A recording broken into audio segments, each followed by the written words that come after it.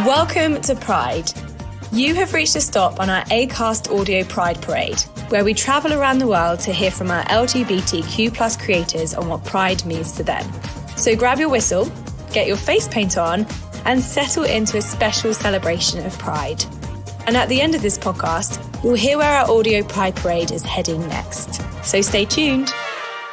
Welcome to the next stop in the Acast Pride Parade. Taking over from Les Enfants Vont Bien in France, we are reality gays here in Los Angeles, and this is our Pride episode. Poodle, it's Pride. Ooh, what you gonna do? We're celebrating gayness. We're celebrating ourselves. We're gonna put ourselves out there and say, I'm queer and I'm here. What are you doing?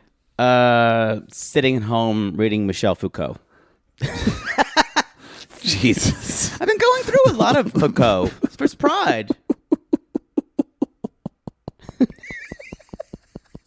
Poor one gay person just went, me too. Oh my God, me too. I just finished Edmund White last night. And you're going to read that and just watch the hours on loop? Yeah, that and the movie Weekend. What's that? Is that a lesbian drama? No. What's the Weekend? It's two gay men about the singer. Two gay men in. You don't know anything about gay movies. That's what your Pride should be. Because most of them haven't been good. Weekend is. It's Andrew Hay who did Looking, his first movie. Oh, really? Yeah. Oh. Never mind. Did it just come out on Netflix? No. Oh. Can we be a little more organized for a Pride episode that our agency, Acast, our agency, has asked us to do a Pride episode, and we are happy to do that. We are happy to do it. Reality gays doing Pride. This was messy start, but oh well. That's us. It's Pride. Why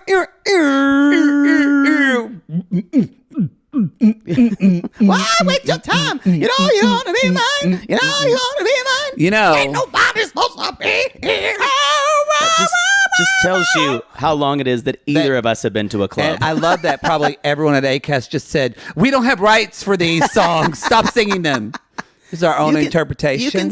You can sing about 6 bars and then 6 bars. Yes. So y'all heard the intro, and so you know what this is about. So we love that. One of the things we love about Acast is there's not only is it a lot of female voices that we report to, but also a lot of diverse. There's queer representation, and we love this company, and we love that they're doing this. So they asked us to talk about some deep thoughts, Poods. I don't know why they would come to reality gays for our thoughts about Pride. I'm not certain. Wow, doesn't seem very. I don't get the connection. If you wanted to talk about construction or how to frame a house, I think we'd be perfect. Yes. Don't you think? Or, fantasy football. Oh, yes. Yes. I've had many fantasies about footballers. Me too. Yes. Some that have come to life. But not the whole team, just the defensive line. Just the defensive line. You're not a whore. That's an old joke from way back when. All right. So y'all have heard us talk, sometimes about our growing up like in Southern stories. Yeah. But this is never really like just a full on talking about our experience as. Well, I think Acast is wanting us to talk about what Pride and what, as they say, the protest and celebration of Pride and what it means to us, what it was like kind of growing up LGBTQ plus in our area. And what do we do to celebrate Pride? What is our relationship like to Pride? Yeah, so we're just gonna talk. It's gonna be kind of like just a jam session, and we're just talking about. Session. I think most of our shows are a jam session. I don't think there's much of an organization. Don't think I have notes, but it never really shows up in the show. We just recorded a show. Was it Below Deck where we said? We finished, and we were like, we really didn't talk about the show much. Maybe 10 minutes. Yeah, so there you go. You're used to it. If you're here for if you're new to us, there may be some people who are new to us. Yeah, so I'm sorry. If you're new to us, we cover everything really thoroughly. We cover reality shows, and mostly our big show is 90 Day Fiancé, and we're gonna talk about it and either make fun of it or offer our own commentary. Yes, and I think what kind of to segue into that, we're interested in 90 Day because it's about people looking for love. And so obviously, you know, there's two ways of, you know, you can look at, yes, being LGBTQ, or especially at least gay, and how we both identify, is about who we love. But for us too, I think, if we're talking about growing up, where we grew up with you in South Carolina and myself in Oklahoma, it wasn't even about who we love. We were, how do you say, Poodle, quite effeminate? We were prissy sissy boys. We were prissy sissy boys. Flouncers. Always walk as my Prancers. Yes. I was a prancer. As my Aunt Darla said, boy, Matthew sure walks on his tiptoes.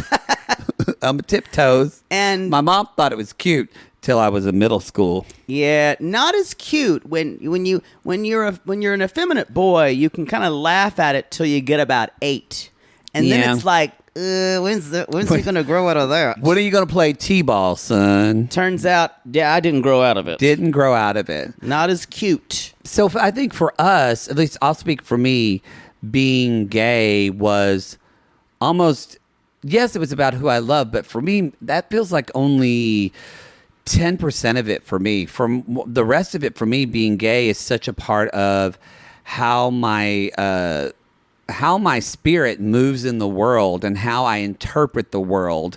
And you mean now or when you were growing up? I think now I'm aware of it. Got it. It was that way when I was growing up. I just didn't have the words for it because like that Little Britain sketch, we were the only gays in the village, so to speak, or at least that's what we felt like. That we knew of. Yeah. Then you go to your 10-year high school reunion and suddenly you're making out with Stanley Jenkins and you're going, boy, didn't think this was going to happen, Stan, did you? And here I am in the cleaning closet again. I said, what'd you think about this? Said, shut up and just kiss me again, bro. Okay. Don't tell my wife. Don't tell my wife. No, I think for me, I think you're exactly right. For me, it was not. There's a big connection, obviously, especially for men who sleep with men. A sexual connection. I've talked about my sex life quite frankly on the podcast on several occasions. Not too much, I'm sure. None of you would always let me know that. We don't have reviews telling us not to do that at all. But growing up, sex did not even. Sexuality had nothing to do with it. It had. You said 10%. Barely for that for me as a child. Because you were such, I mean, you found music early as a calling. Yeah.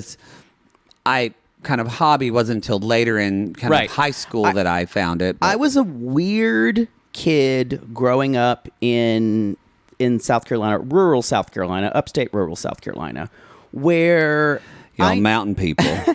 I knew I was very different in the way I communicated, especially with other boys and men. I found it difficult to form. I like my male relatives. It was difficult to know how to talk about, and I was hyper aware that I was different from all of the men that I knew. Completely. Yeah. So I was going to ask. I think a lot of people. I was going to ask you this. Have asked me. When did you know you were gay? And for me, I go. I didn't have words for that. I did not have words for it. So for me, was it for you? Did you know? Was that you knew you were gay, or was it you knew you were different? I knew I was different, and we used. At what age do you think that like sunk into you? 5 or 6. Yeah, it was that young. It was when I started going out to when I was at home. School. I kind of had like the love bubble of my family and safety, and it was kindergarten. And suddenly that first day I went. I got to ask Candy Duvac to be my girlfriend real quick because I got to be like the other boys. And she could beat up the other boys for me. It's so interesting you say that because my thing was to be the shy kid and to succeed academically to get attention. And I had a very, very vivid inner life. And what you were talking about before about not knowing how to call how I was different, I knew I was a sissy. Let's be honest. Oh yeah, I was called a sissy, and that's one of the reasons for our Facebook group we call our fans sissies because we were claiming it because I'm still a sissy. Yes. I'm still a sissy boy, and I'm now, okay with actually, to call myself a sissy has no pain behind that anymore. I agree. For me, it doesn't. It feels pride. I feel proud. That was how I was going to launch that. But thank you for taking that from me.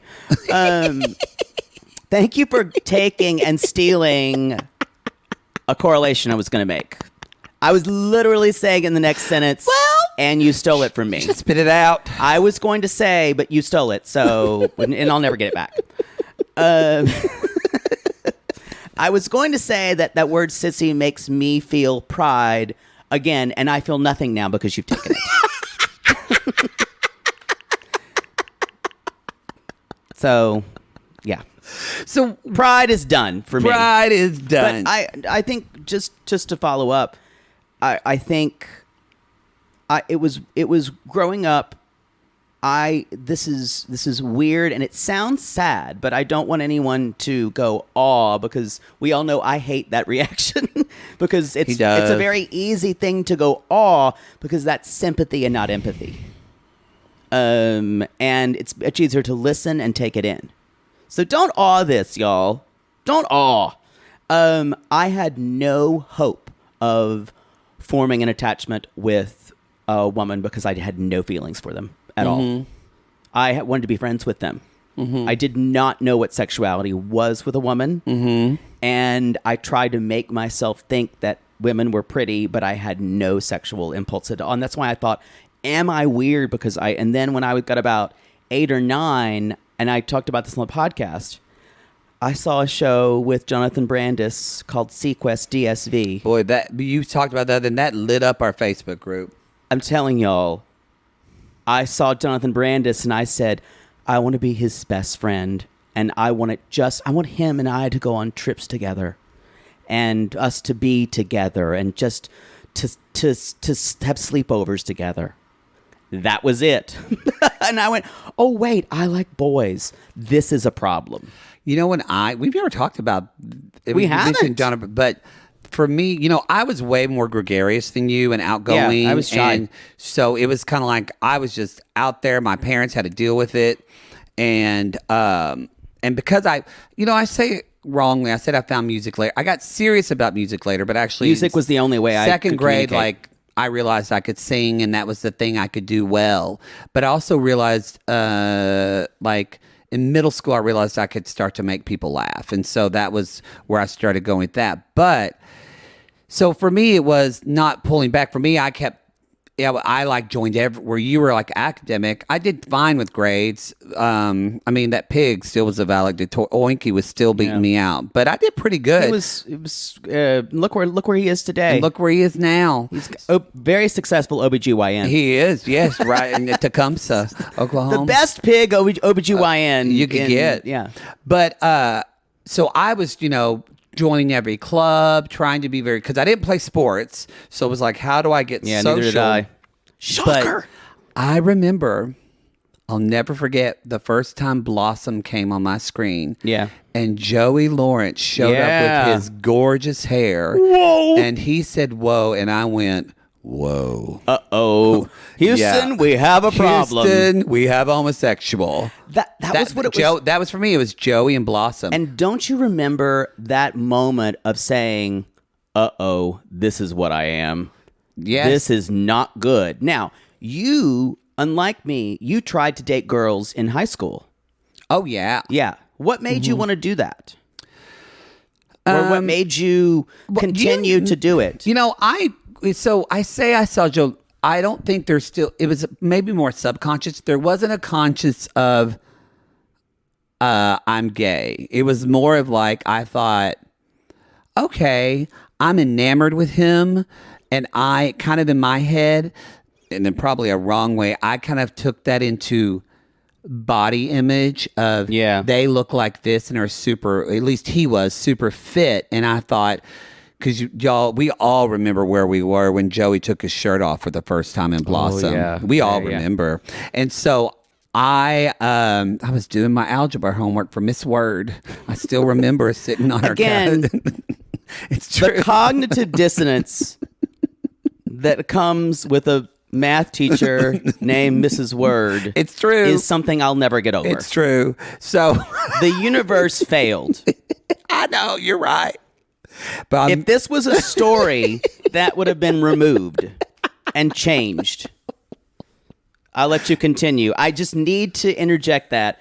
It is just wrong. Her daughter owns the Airbnb now in my hometown that belongs to Rue McClanahan. If you want to go to the Golden Owned Girls. by the Words. Yes, owned by the Words. Well, her daughter, I don't know what her name is now. Anyway. Okay, please. But it was, for me, there was more of a, I know I feel differently about him, but I thought it was like the same time, like a year later when we had the 8th grade lock-in and everybody took off their shirts to play basketball, like shirts and skins playing basketball. And I went, whoa, I just thought that thought maybe a part of me, I think my conscious brain said, oh, you just wish you could be athletic and be an athlete. But wow. So that's what I told myself. You were really protecting. Yeah, it was really where my subconscious in the background was going, gay. I think my subconscious was stronger and it did produce a lot of shame. Yeah. But for me, a lot of shame. But I think for me, my response was to go even further inward and create all of these crazy landscapes in my brain about stories and things like that. Or I was into music.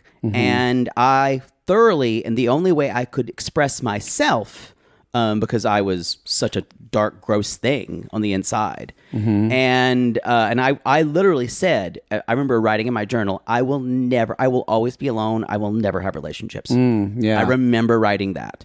And because I thought I was going to have a wife and kids and do all of that. Yeah. So in a way, both of these were magical thinking on the other side of the coin. Mine was just... And yours was more what you thought one day you would wake up and you would want to like women sexually, or you just never, or maybe you didn't expect that. Yeah, I think I always thought I would have a happy life. I just thought I would have a happy life as that. And I say that because it sounds like you didn't know, like, if you would have a happy life, right? I did not know that. And so it was interesting when I did come out, I was very happy to come out, but I had to grieve the happy life that I thought I was going to have as like a straight man. I thought I wasn't going to be able to have kids. I thought I wasn't going to have never had to do that. So I went through all of that when I came out of letting that fantasy life go. For me, the first time I kissed a boy in college, or later on, like sleeping with a guy, I was like, this is what it's supposed to be like. I do remember the first time I was with a guy, I was like, this is why people write love songs. Yeah. Because bless their hearts, I didn't have any of that with my girlfriend. Exactly. And this is why Vanessa Williams sang Save the Best for Last. And it's so interesting because when I could never bring myself, even though I did sleep with a woman once, and it wasn't bad, but it was... But it wasn't connected, It right? wasn't. It was because I thought I needed to. Yeah. But I had zero feelings. Yeah. And I guarantee you, if you're a woman out there, I was the first gay boy you tried to date because I was aloof. I was I would give you everything that you thought a friend would, but I would only show part of you, and you wanted me even more for it. So I'm going to apologize on behalf of all secretive, dreamy, brooding gay boys that you tried to date who ran the lighting booth. That's true. And if you dated a gay boy like me who could French braid your hair and pick out outfit for you, I can't feel sorry for you. No, girl, you should have woke up. You should have known. You were dumb. Should have known. Should have known. Should have known. You were headless. Yeah, bless your heart. You still married to a gay. Check your husband. Check your husband. No, but we talk about not being seen. I'm interested in growing up. Was there anyone, or whether it was in your real life or on television or not in college, but in younger, did you ever feel seen in your community at all in any way? Maybe not. In my community, seen as... Or on television, did you see... When was the first time you remember seeing something myself? Seeing yourself. Did that ever happen as a kid? It didn't really happen until I was probably a teenager. And then I saw My So-Called Life. And strangely enough, yes, Ricky I kind of identified with. Claire Danes I really identified with. I was Angela. Now it makes sense. And I'm not into this to make fun of, because, y'all, we live in Los Angeles. So, like, it's so funny that you and I have both, because we both had an experience where we once hung out and kind of, like, I say party, but it sounds like we did something sordid. But we hung out with the Lawrence brothers. So I did meet Joey Lawrence. Yeah. And that was a moment. But I know, like, you completely lost the day we saw Jordan Catalano. Oh, I lost my fucking shit. But that makes sense, though, now. Why that? Oh. Because you're not we're both really not star fuckers. But in that moment, I remember we went out to, you were way more calm about it than I was. I was shaking. And when you saw Jordan, you could not, I remember, like, asking you if you wanted French fries. And you know how passionate Poodle is about fries. Adrenaline flooded my system. You started crying. It was, and it's so interesting because I'd never seen someone. Because I've never seen that show. Oh, it's such a. It aired on Fox or whatever network. We didn't have ABC. it. Was it ABC? I never saw it. I think it wasn't the Disney Channel, so you weren't watching. True. Go ahead. It didn't involve Haley Mills, so you. But I bring that up. So here you were in your mid-20s, seeing Jordan Catalano, seeing Jared Leto at the 101 Cafe, which is now closed. But seeing him, and it was just, what was that feeling for you? My 14-year-old, 15-year-old boy, gay boy self, saw who I knew I was Angela. And because that was the object of her, she was a moody girl with not a lot of friends, and she had a lot of emotions, and I had never seen a character like that before, and that was me. And I know a lot of women in my same age bracket had the same things and had the same Jared Leto problem. Yeah. It's and because he represented something that was unattainable and something we would never get, but still it didn't mind. I pined after him. And that hair. He had the best hair. I didn't watch the show, but I do remember his hair. And the way he would stand with one leg against the wall. I do remember that visual. Yeah. Oh boy. Anyway, mine was real life. Mine was when I went to arts camp. Yeah. And in the summer, and that's where I actually saw gay people for the first time that were actually. And that was in Oklahoma? The Oklahoma Arts Institute. That's why I still give them money every month, because they were like gay camp for me. And they were this place where I could go, and I saw not only it helped me realize I could be an artist because I saw working artists, but I saw someone on like Visitor's Day, their boyfriend came, and I went, wait. What? Yeah. And that was the first time in like especially it clicked in around my sophomore year of high school that I went, oh, I'm probably like that. Yeah. And then you were kind of put off by it at first, and you were going, that's definitely not me, because I don't want to do that. But a part of me though wanted to like hang out with them. You know, I wouldn't, but I wanted to just like. But you're too scared to. Yeah. It's interesting because then you're exactly right. This is the other thing about growing up LGBTQ in a small town or rural area.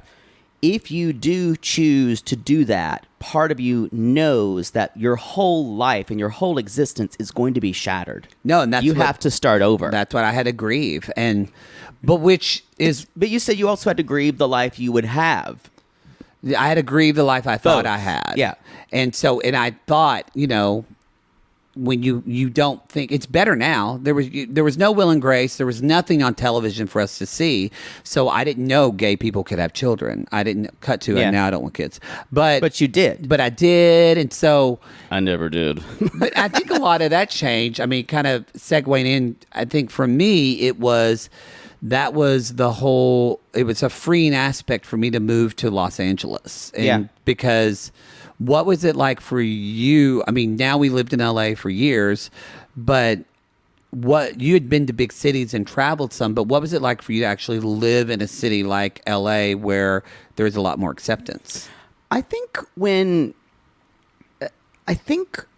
whenever you go outside your own tribe, when you meet people who don't know your people, that is an extremely freeing experience because it means you realize I can be whoever the fuck I want to be. And I knew that, and I dreamed as a child of having that, and I knew I would live some other places. And as soon as I could, I left.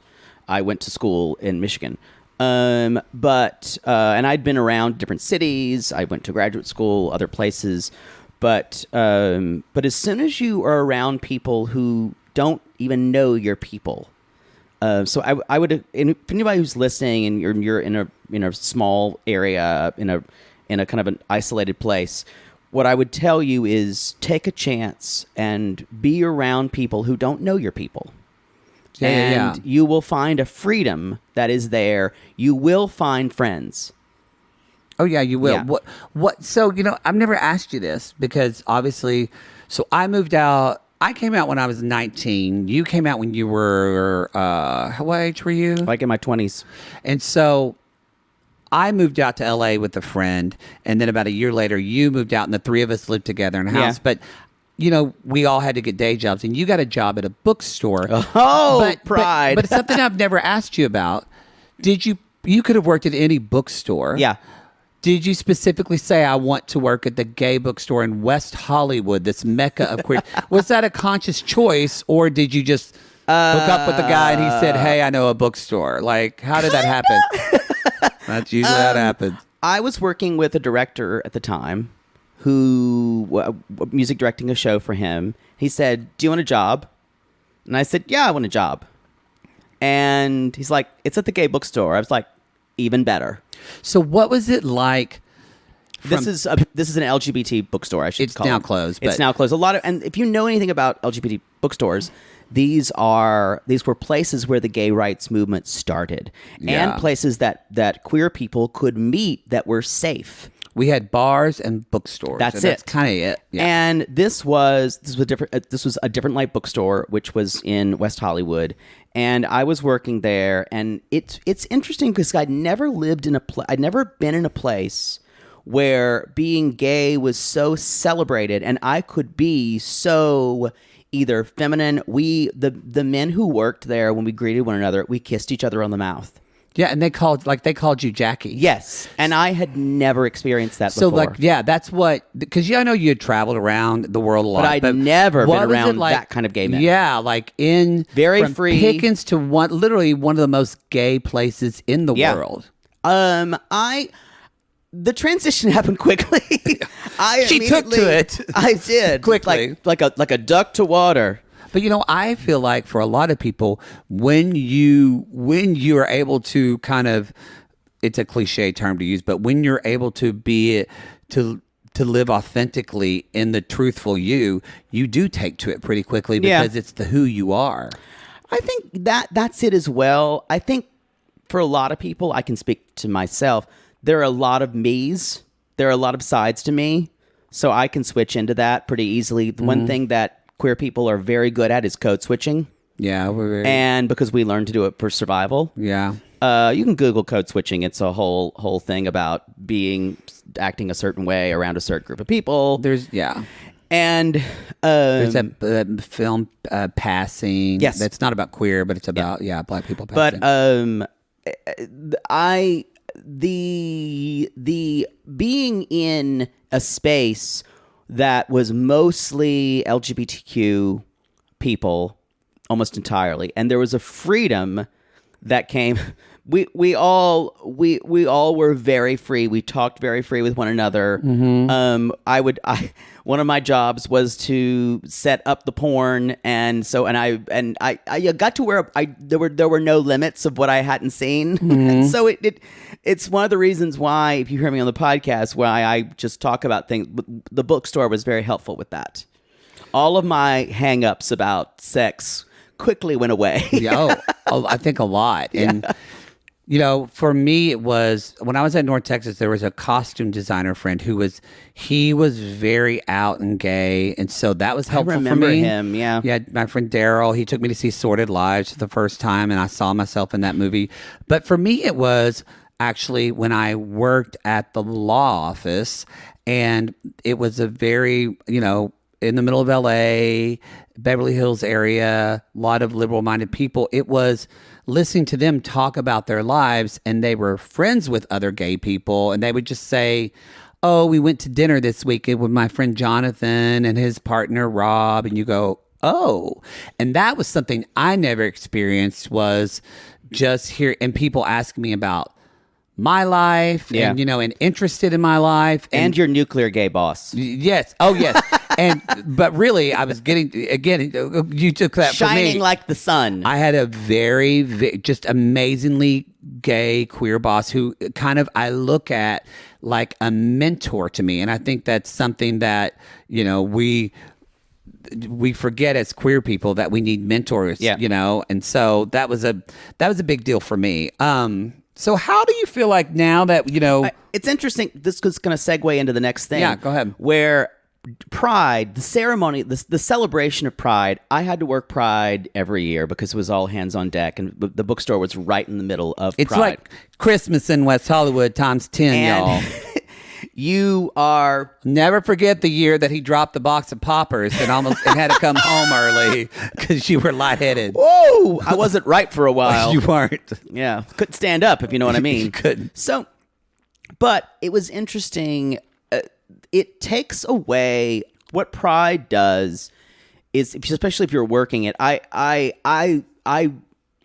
love it when people talk about how glorious and fun Pride is. I don't think a lot of you have ever worked a Pride Festival. No, that's a lot. Because you see the other side of it. You see the people puking in your bathroom. You see the people who are there to cruise. But you have to continuously remember this is what began as a sense of protest. But every year, I worked there for 4 years, every year working Pride, and there were other Prides that would happen and other festivals. It just did get it. Is this all it is for people? Is just a party to drink and have a lot of sex, but at the same time, I just want to preface. I feel like sometimes in the media, not queer media, sometimes in a negative way, some media they'll promote Pride as just this debaucherous, bacchanal or whatever. That's kind of like just party. I think it's not that to me at all. The queer media has tried to reclaim that a little bit more. I agree, but it's interesting. It's not that. It still feels a little like that to me, just because I had to see it so much of it. However, and I will say that's not the part of. I don't like crowds. I like to meet people and drink and hook up but. It's too much. It's overwhelming for me.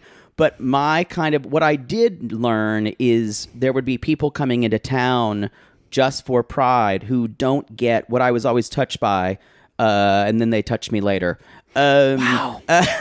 What I was always touched by were the people who would come in from the kind of more rural areas of California, and they would come in once a year, and they would come and buy all of their kind of queer books for the year and all of their supplies, and this was their one big event. And sometimes some of them were couples, some of them were singles, and then you realize how important and central it is to these people's lives that this is the way they define their experience. And so that's what it meant to me, is seeing those people. It's visibility. Like we were just talking to someone earlier today, but I said, when I was back in Oklahoma and Texas, like I never was brave enough in Dallas to go to a Pride parade, but yet I would go to the middle of like Target in the small town and there'd be a rainbow shirt. Like that was visibility I needed, because it was just sometimes people that live in small towns just have a rainbow shirt in Target as their Pride. But then later I went, so for me, Pride, I haven't gone out. I do like going to all the booths and seeing how the community is so involved in all the different ways queer people were supported. It does make you feel accepted. It does. Yeah. For me, it was very, I talked about this on the podcast, but last year I actually was asked to come back to MC the first, I think it was the second annual Pride in my hometown of Ardmore and Lone Grove. So for me, celebrating Pride took on a different meaning because we live in LA where things are so accepted here. things still could Pretty get better. much, yeah. But it's a different level. And so for me, I went, turned it on its head. It is important for us to have pride. It is important for us to put out a rainbow or a trans or a bisexual, whatever flag, to put that out in my front lawn in my community, because very necessary. Yeah. Little Sarah, who lives in Chakota or wherever, is going to drive by and see this, and she is seeing when she sees that flag. And to go back, it was very moving to go back and see so many young kids who showed up to this Ardmore Pride, and the things we did there. Yeah, there was like, you could get like a beer, but we did like arts and crafts. We did a drag queen story time. So I think I want to remind people that if you live in a city that isn't a big mecca city, but if you live in a city, even with 100,000 people that has its own pride, take your family. It's such a beautiful family experience in these little smaller town prides, and you'll be because they happen all over the nation. I don't think people think of just San Francisco, New York, L.A. And there's a pushback of people saying, and there's the same pushback of people saying, kink shaming at Pride. So like they don't want to see leather people. They don't want to like family time, and only because. But the leather community, kink communities, those are a part of Pride too. No, those are a part of Pride too. I just think it doesn't usually happen as much in smaller communities. I agree. I would also ask, maybe just warm them up a little bit. A little bit. But before you go full on GIMP costume or pup mask. Yeah, exactly. We didn't see that in Ardmore. It honestly just felt like a community picnic. It reminded me of our church picnics that we used to have in Central Park. And it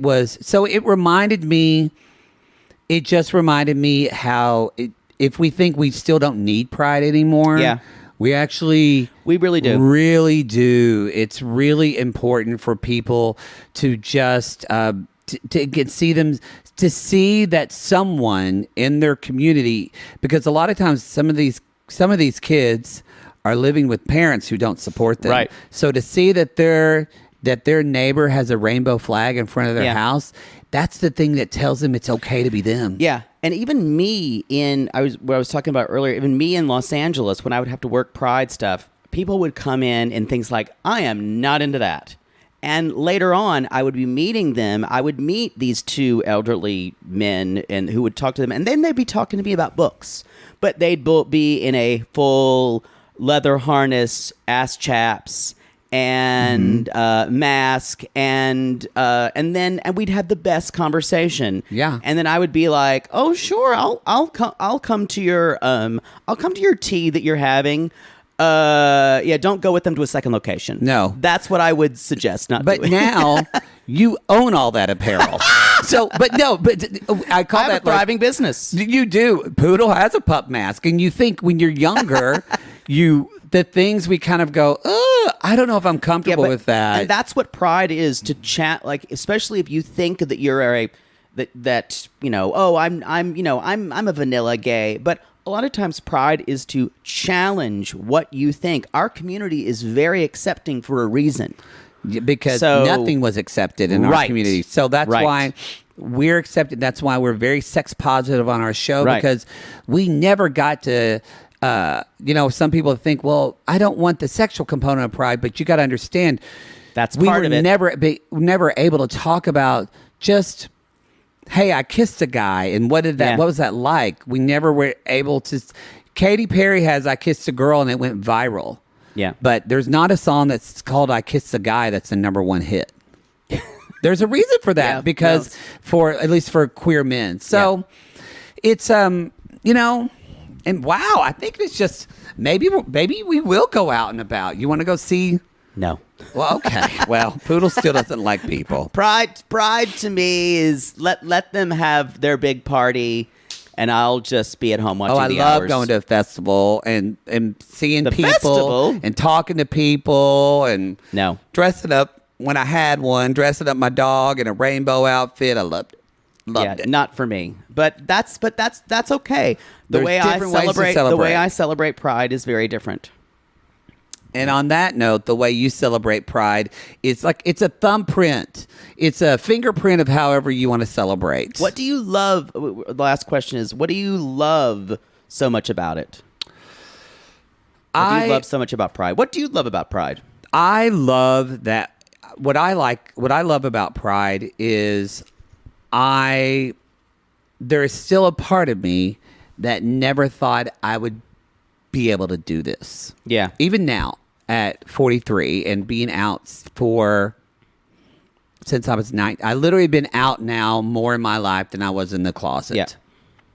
And still, there's that part of me that I'll drive around in LA during Pride weekend and I see people, even if I'm not going, I see people walking, whether they're wearing a harness or whether they're pushing their stroller of their good child. for them. And they all have their rainbow flags on and their faces are painted and they're gay, they're queer and they're straight or they're trans or they're gender, whatever.